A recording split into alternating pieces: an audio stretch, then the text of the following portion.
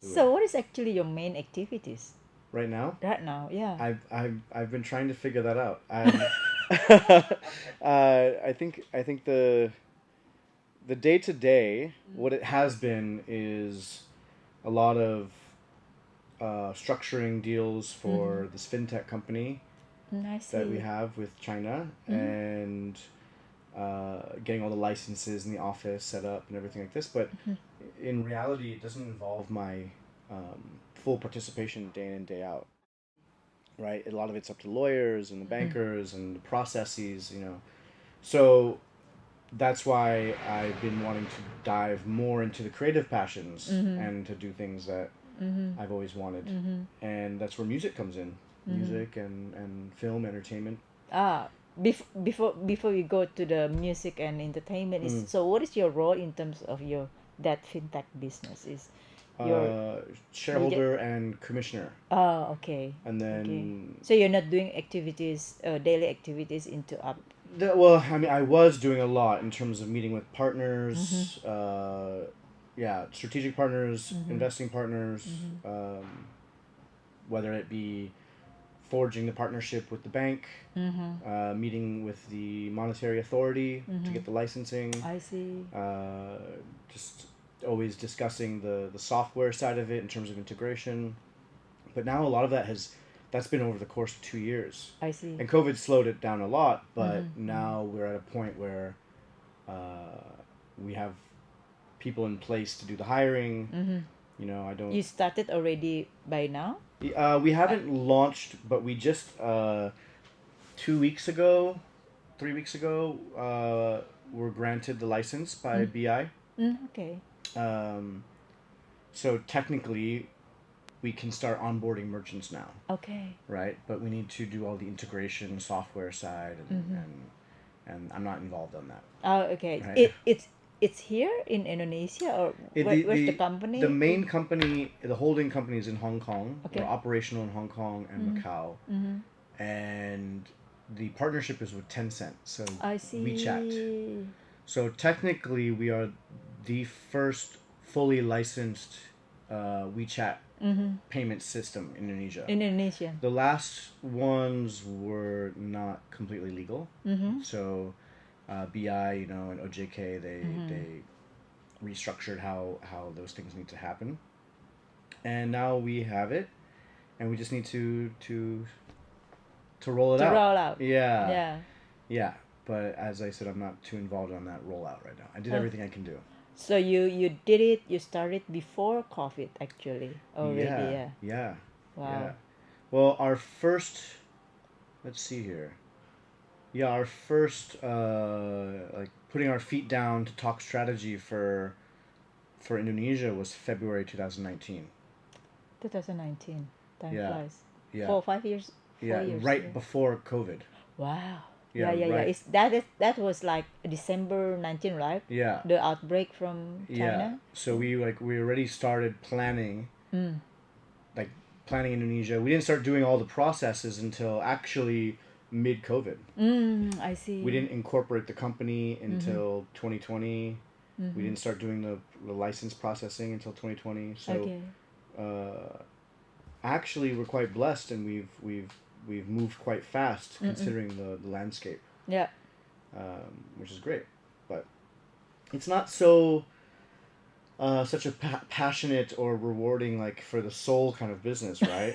It's a it's a business that is going to help a lot of people in Indonesia in terms of Mm-hmm. merchants and getting exports. So it'll hit the goals of the government, Mm-hmm. right, for promoting goods and services abroad, which is great, Mm-hmm. which is aligned with what I'm trying to do in terms of how to impact Indonesia. Right. But my passion is more the creative. I see. I Yeah. see. So why Indonesia? Why Indonesia? Well, I mean, are you Indonesian? You're staying here or? I always say, oh, saya hati Indonesia. I my family has a long history in Indonesia. Mm. My parents moved here in the 70s, and two or three of my sisters were born here in Indonesia. Are you American? I'm an American Yeah, passport holder, an Italian passport holder, and I've been here since 3 years old. Yeah, 3 years old, on and off. My father passed away here. He's buried in Jakarta Selatan, I see. and my mother is living here. She's in Kalimantan right now. Okay. So yeah, why Indonesia? I have a long history with Indonesia. Very close relationships with a lot of people here. I've been coming here my whole life, and it just makes sense too because it's a massive population, Right. and so much of it is underserved, Yes. and there's so much potential. Yes. So why not, right? It's like my experiences in China. I saw the same thing happen when I lived in China. Massive population, so many communities that are underserved, but insane amount of creativity I see. just coming out of everywhere. So it's kind of like your parents coming here working or have a job or have a company My established and father was a diplomat I with see. the Italian embassy. Okay. Yeah, and then my mother was just taking care of the children. Taking of children. Yeah. I see. I see. But then you're American. Yes. Okay. Well, two That passports. is more complicated. Yeah. Yeah. Okay. Who knows? Maybe I'll drop my American passport one day. Becoming Italian. Oh, Become Indonesian. Becoming Indonesian. Why? How you like Indonesian anyway? I mean, you don't have any blood of Indonesian, Who's but to say? you said that your heart is Indonesian. I mean, how can it be? I don't know. I Sorry. think I just yeah, it's true. It's a fair question. I feel more at ease and more at home here. I feel more connection with the people here. When I'm in the US, I really always feel very agitated and disagree with a lot of people in the US because it's very, I think culturally Americans are raised to be very like Europeans as well, very vocal and very spirited in their beliefs, and sometimes it's very difficult to just have a conversation from even from a diplomatic or from a neutral standpoint. It's very hard to remain neutral. As where I feel like in Indonesia people are very caring, they're very compassionate, very sincere. There is obviously some frustrating points of doing business here and living here as well, but I feel the benefits outweigh the negative, right? Being someone who is a little bit more blunt and upfront, and also likes to move fast. This is something that I'm actually learning that Indonesia doesn't work so much. No. You have to be pelan-pelan. Yes. Which it's very funny. In Italian, there's an expression called piano piano, which means exactly the same slow. thing as pelan-pelan. I see. Piano. Isn't that funny? Piano, yeah. pelan-pelan. Piano in Bahasa Indonesia, Yeah. Piano. But isn't it really interesting that they sound so familiar, Yeah. and they mean the same thing, and it's both like repeating the word twice. I see. Okay. So that's something I'm really trying to embrace, and I feel that that creativity is something that you can't rush. Unlike some business, and some business you can't rush because of all other different dynamics, political or economical, right? But you can move faster in business than you can in creative, and that's why I feel I'm going back to the idea of working with creatives. I mean, the more ambitious ones can just, once they're in the flow, they can create, and just have an output. Did you ever do it before? Music production, not in particular. I've played around. I have a lot of friends globally that are, whether they're very successful in the music industry, whether it's different facets of the business, from publishing to writing and producing. No, but I was in video production. Okay. So we had to work a lot with musicians, whether we're doing commercials or music videos, fashion shows, events, these type of things. So music is a very important part of our lives, right? That's correct. We can say we're born obviously with rhythm. Even your breath is actually a rhythm. and the beat of our mother's heart when we're in her belly. Exactly. So Exactly. we're born with that rhythm. That drum. Yeah. So you did it before when you were in the US. Yeah, With just some of the like in terms creative of things. production stuff. Yeah, and creative. Yes. My background is creative. Oh, your background is creative. Yeah. Tell me about it. I mean, uh, your background is creative, and you do the business, fintech. Those kind. yeah. It's So kind of that like, and then now you wanna so that's go the back thing. to. The way that the business and the creative side was always very client facing, right? So we faced big clients, whether it be big financial institutions like banks, or food and beverage companies like Coca-Cola, for example, or entertainment companies like Fox or MTV, or even governments like the government of Abu Dhabi or the United Nations, right? And when you're doing creative projects for these type of clients, you are restricted, Yeah. incredibly restricted, and it doesn't feel passionate anymore. You have timeline and you have budget restraints. So then, at first, it was really fun, because it was new, it was exciting. The money was good and young, Of course, and yeah. having fun. Okay, but then after a while, you realize, 18 hours on set, or 48 hours in a studio and sleeping on the couch, or these type of things is very, very draining. And then I quickly learned that everything actually just came down to budget. Oh, yeah. Everything came down to budget. Budget and brief. Budget and brief. And you cannot go out. And sometimes the client brief is enormous, but the budget is small. So Tell me. And then you have to kind of manage expectations, because you don't want to lose the contract, because there'll always be somebody else that'll say, "Oh, we can do it." Oh, it sounds familiar. Right. It sounds familiar.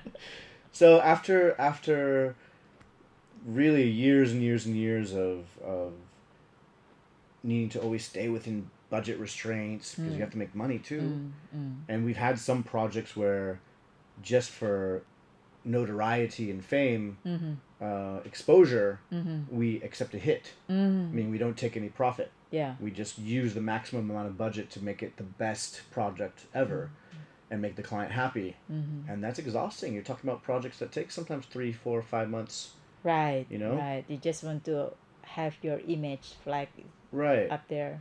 And so I realized after years and years of doing that, okay, and I have some close friends of mine who are very much into finance, and they said something very, very clear to me.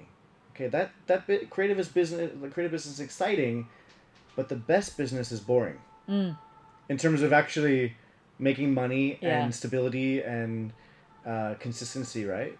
So I made a switch and got more involved with them in terms of like commodity trading, and then we had this opportunity come about to get into the fintech business, and for me it was a no-brainer of being a partner with Tencent to expand WeChat Pay. Right? I was in China when WeChat Pay started,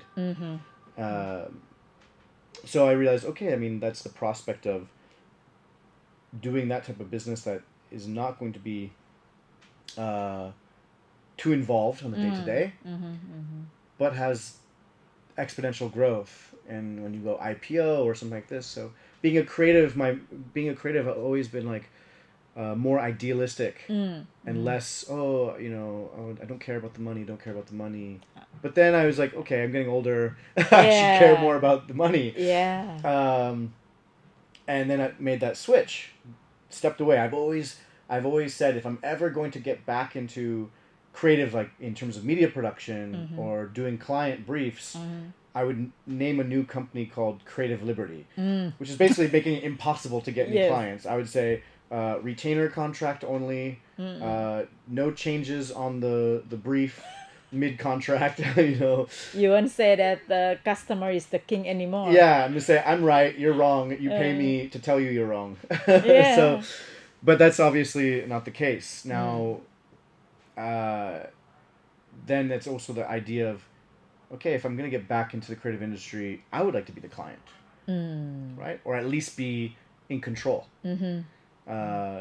hence the creative liberty idea. And I started to really, since I have a lot of flexibility and time on my hands, started to write. Something I've always wanted to do is write, learn how to do screenwriting, learn how to write music, just tap back into that without it being for a client. When you decided to go to creative again, are you already thinking that I have to settle down all my financial, my things, in creative Yeah, is not easy to exactly. really getting the money, Right. in So it was a plan to say, for example, once we started to really start to see, okay, the boring business was actually sustainable, and things were coming in without much work. I mean, obviously there's some work here, there, and due diligence, etc. yeah, But I realized, okay, the goal was, okay, obviously get the company acquired or IPO on the stock yeah, market, yes. and then I'd have absolute liberty to raise a child and to be a stay-at-home dad and work on my Doing the screenplays and things, novels or yeah. whatever, produce. So it was actually COVID has been a massive blessing, I think. I don't want to say no. Yeah, we are too here. Right? I mean, it's on digital things when 8 years ago people still thinking digital is just buy things online. Right. But now it's a digital life. It's that's in your blood. It's Everything. in everything. Everything. Everything. And before COVID, I was traveling nonstop. Singapore, Hong Kong, Korea, US, and it was really draining, coming back and forth to Indonesia, always on the road. There was always an excuse. There was always a reason to travel. So Yeah. it wasn't grounding, right? That just causes financial strain, marital strain, creative strain, right? When you Yeah. always have to go and meet To people, moving, yeah. meet people, and nurture those relationships abroad. But now it's actually COVID just made us lock down, stay in one place. And so I started working on writing a screenplay, and I had a really I just set a regiment to it.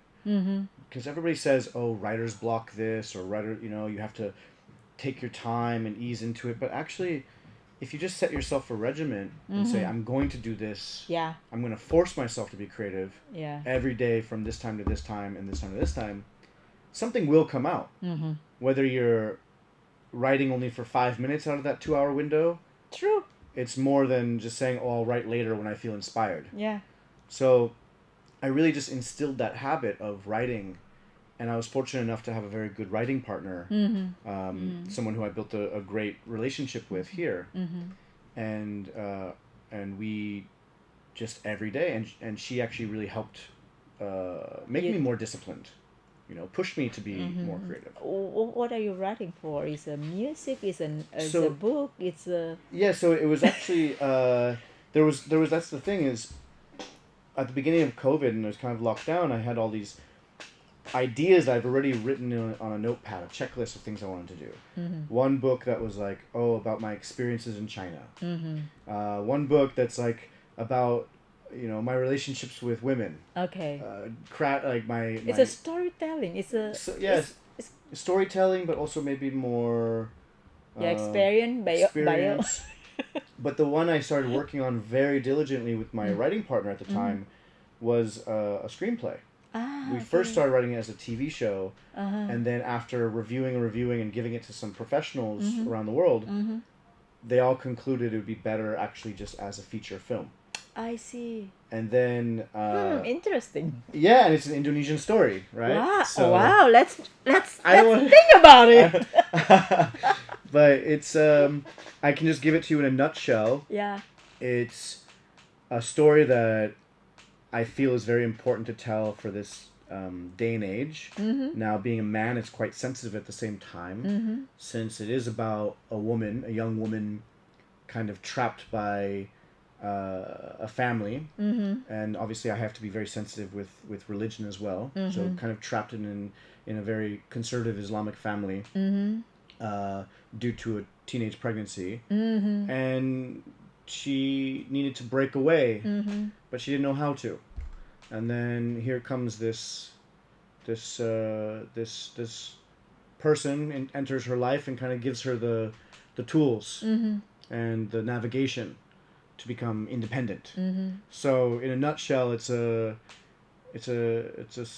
story of women's empowerment and freedom and liberty. Wow. And the idea is, honestly, I would like to have female co-writer, Indonesian female co-writer, finish the script for me in terms of the sensitivities that I can't possibly understand, as well as female director and female producer. So I'd like it to be a complete female ensemble that brings this home. Now we're at the stage where I have to just sign the contract with the female co-writer to get her working. Wow. But while this has been going on, music has become a much bigger part of my life. Before you go into music, I wanna ask you. You can answer it or not. I mean, your name is Karim. Yeah. I mean, it kind of like. Yeah, everyone thinks I'm Turkish. I know. Yeah, I mean, is it real your name, or is it your Yes. your nickname, or it's your. No, it's my legal It's your legal- government name. Because you born here, or. No, I was born in Los Angeles, but my name was given to me by a close friend of my parents. That's Indonesian. I see. Yeah, so we all have in our family kind of like an Indonesian Islamic name, as well as our Italian or French names. Well, not everybody, but for the most part. I see. Just curious. I mean. Yeah, I get that a lot. Yeah. Everyone always asks me if I'm Turkish. It's really the funniest thing ever. Or am I Middle Eastern or this and that and the other thing. Yeah. I mean, I know from the earlier conversation you were Italian and American passport. Then your father diplomats here passed away here, and kinda Yeah. like, yeah. So during 9/11, after 9/11, I only went by Giovanni. Okay. Yeah, I didn't tell anybody my name was Karim. Oh wow. Yeah. You changed your passport? No. No, but my family in Italy refused to call me Karim. I see. You know, they Okay. Giovanni is nice. Giovanni, yeah. Giovanni. And then when I moved to China, I went by Kai Long. Kai. Just because It's a call name. They call you. I mean, but your passport and everything remain the same, yeah, right? passport remains the same, yeah. So it wasn't until actually it wasn't until about 2016 that people started to call me Karim again, because I was spending more time in Singapore and Indonesia. So I started to embrace that name again. But you good with that name, right? I mean, I'm good with it. yeah. sorry, it's so sensitive. You can answer it, but I'm pretty good with it, I think. It definitely makes it a little bit difficult sometimes, you know, like because people just jump to conclusions. yes.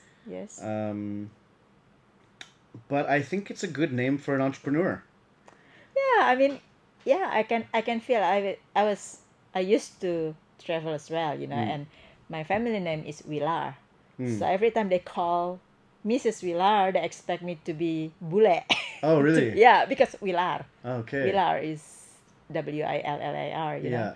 So every time, yes, it's me. Then that look make me like wondering. Yeah. First time, but second time, then I know they're expecting the white ladies, Yeah. having that name. So that is actually why I asked you. You feel, Every day happens. Every day, let's say I order Gojek every day. I order Go Food every day. When I go down to the lobby to get the Go Food, they're like, huh? Karim? They look at me very funny. When I have meetings with people and it's their first time actually being face to face with me, I've had people ask me, "Is Karim showing up?" Because they, right. On the other side of it, I mean, it's been interesting because in music, in particular, like in hip hop, Mm-hmm. most of the American like rappers or celebrities that I've met, Mm-hmm. you know, when they meet me, they're like, actually, they think it's really cool. Like, first time I met Pharrell Williams, he was like, Wow. Karim? Mm. And he literally just said, he looked at me and goes, that's what's up. That's what's up. I was like, yeah, that's what's up. You know? But it's, yeah, you never know. I think in hip hop, in urban culture, Mm. it's totally, like, very surprising and shocking. Because just like here in Asia, people ask, oh, are you Middle Eastern Mm. or, you know, Turkish, etc. In the U.S., people ask me, "Are you black?" Mm. They ask me if I'm. Yeah, because Karim is one of his the They black. so in the U.S. Yeah. they have this more That's more. connotation of Yeah. black, like African American, which is really Yeah. Yeah. quite funny. So, it's kind of like a chameleon name, Mm-hmm. right? Mm-hmm. Mm-hmm. There was a long time. I mean, even recently, I got tired of it and I wanted to change my name. But I think it. Now you're I, enjoying I think it's. I think I just have to accept it. I think I just have to accept it because it's an interesting conversation starter, and who knows, why not? It was given to me for some reason, it. Yeah. and you know, it's made things difficult, but then it's also helped in other sides, right? Yeah. So, who knows? Yeah. So did you play music? Some music? Like Equipment instruments. I instruments? used to play some guitar for a while, Mm. but you know, I don't like to have the bloody fingers or Yeah, the with cuts the on the yeah. fingers. You know, very hard. Yeah, some drums, things like this. Mm. A little piano, but I broke my hand, Mm. so I don't have much mobility anymore on Yeah. these three knuckles. Um, and I used to play with turntables. Used to Mm. spend a lot of time with the music programs, Mm-hmm. but then I have kind of an obsessive quality about me Mm. that I will. You ever heard of the expression where it's paralysis from overanalysis, Mm-hmm. right? Mm. Yeah. So I'll if I start to create something, I'll just start going. It'll never finish, Yeah. and then I just don't produce anything. And this Then is you just drop it. Then you start all yeah. over again with the Start new drop it, just things. get demoralized, and say, "Oh, I'm done," whatever, or I have to always rely on somebody else, Mm-hmm. and you know, it's that's the thing with music. It's more But you're doing it now. I sensitive. mean. Well, now I want to come from a perspective of producer. Mm. So having the understanding of branding and advertising and marketing, as well as the connections with the people in the industry, I've and having worked with and know the like talent, Mm-hmm. I think that is a formula for finding talent, Mm. seeing what talent is good and seeing how they can market them into the into the That is industry. mm-hmm. But that's where I'm trying to come from, as well as what sounds are popular Mm-hmm. right now Mm-hmm. globally for music. The number one genre is R&B, Mm. and then thanks to The Weeknd, Yeah. it's dark R&B, right? Mm-hmm. Mm-hmm. People are feeling a lot right now, Mm-hmm. and it seems that the more vulnerable we become Mm-hmm. through our creativity, the more people want to listen. Yeah. It's even if you look at hip hop, yes, there are still some of the hip hop lyrics that are more ridiculous, let's say, in terms Mm-hmm. of violence or or sexuality. But even in hip hop, they're starting to become more vulnerable Mm-hmm. and Mm-hmm. and be more expressive about Mm-hmm. their feelings or what's happening in their neighborhoods and their life, Mm-hmm. because that's what it's always been. It's Mm-hmm. always been about. Mm-hmm. It's been just basically a way for the culture to understand what's happening Yeah. in their own neighborhoods, in their Mm-hmm. own culture. Mm-hmm. Um, So what you're going to do? I mean, with gender, then you're becoming a producer, or you're becoming a musician, well, or definitely not musician. I think for me to be a musician, there are way more talented musicians out there. mm. I would much rather just find those musicians to work with. Mm. Mm. That's from a producer's perspective. Mm-hmm. Um, now what I'm contemplating I'm doing is more songwriting, because I have Okay. this writing ability that I've always been fond of. Not in terms of actually the musical composition, but the lyrics. And then finding the young talent. Oh, that's Finding, interesting. yeah, because Indonesia, like we said before, has so much raw talent. Yeah. It's just a matter of finding and curating and cultivating that talent. And it's just the first trajectory of music is because it's the most easily widespread to the masses, Yeah. right? Yeah. And there's a lot more commercial viability. So there's that business angle on it as well, from a publishing perspective, for commercial, for film. Nowadays, now that we're not doing concerts anymore, Yeah. and it's all online, we have to rely more on the streaming and on the hits, Yeah. right? And there's still, thankfully, there's still commercial production and film production and TV. So, but now when you create, let's say, I mean, it's always been like this. You create a talent, you turn that talent into a celebrity. You have then a brand. Yes. That celebrity is a brand on its own. Yes. And you have brand recognition, you have endorsements, you have all kinds of other things to come through. Yes. And then it's easier to create collaborations, launch different products, launch different brands, or whatever may have you. So now it's like, before, in my 20s, I was a very idealist artist, creative. Oh, create just to create innovative technologies, da da da. Staying within budget restraints. Okay, then getting very exhausted from those client restraints, and then get into boring business. Now I'm in my mid-30s, and I'm saying, okay, let's approach the creative industry from a business perspective. But it's still going to be more about the passion than the money. Okay. Obviously, money is important because you need sustainability. Yeah.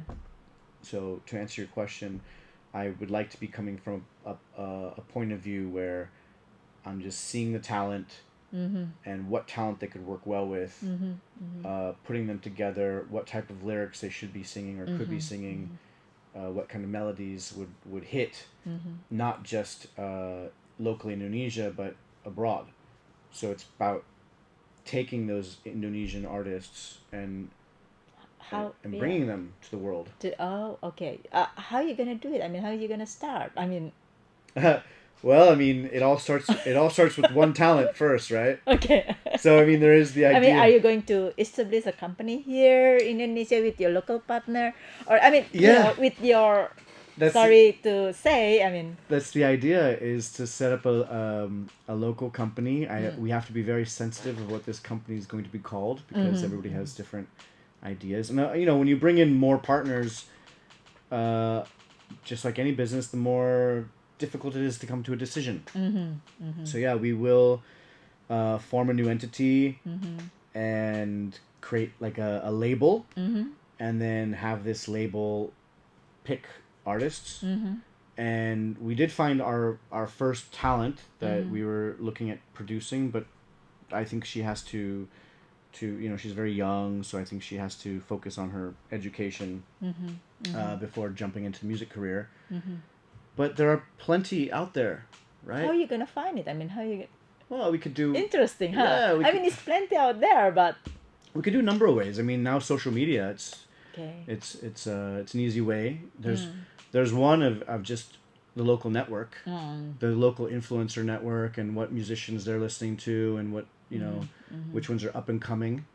So we don't want to start completely from scratch for the first one, right? We need to start with one that is already on the rise, that's already getting some traction, some popularity, because then they're going to be easier to work with. They're going to know already their sound, their ability. Then once we're established, then sure, maybe we can find the really raw talent and groom them.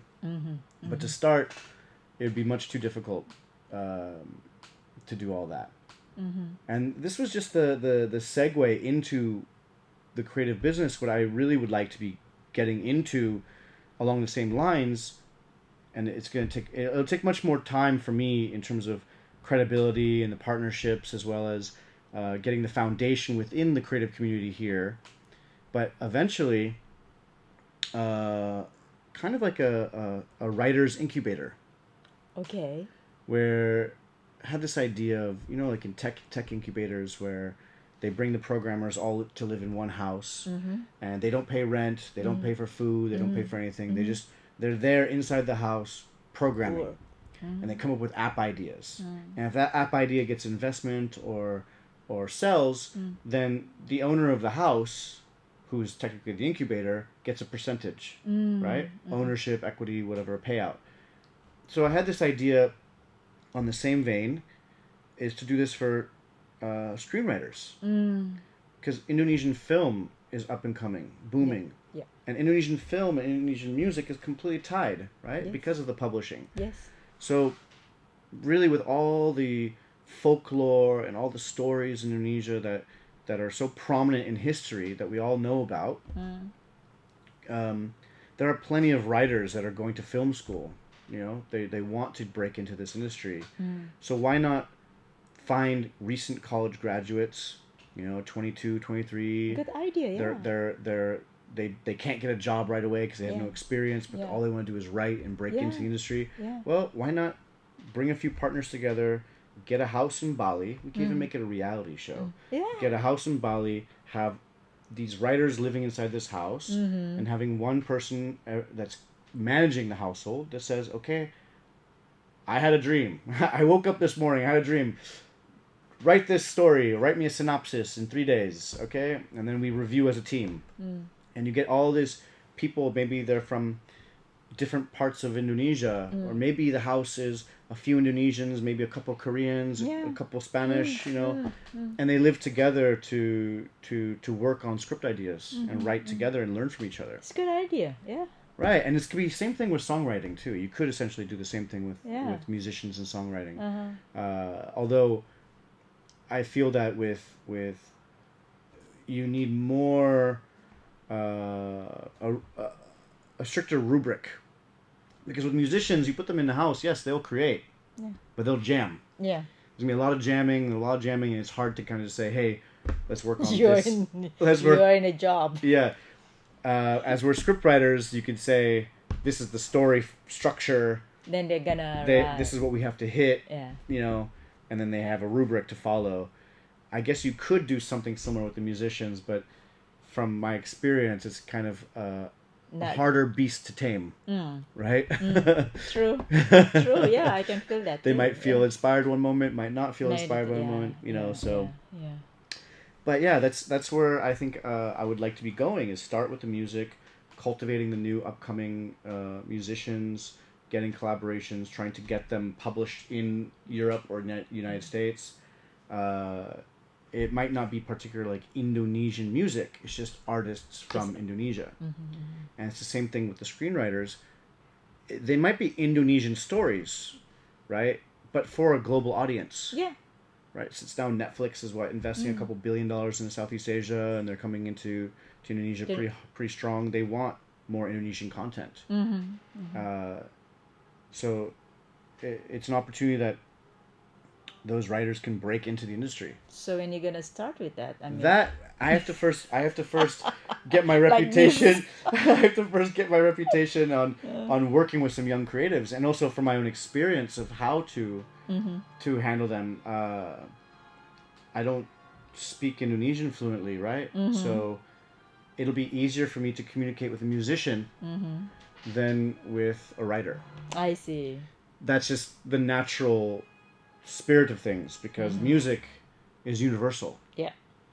I could point and move my arms up and down and make noises, and people in the room will understand me. Yeah.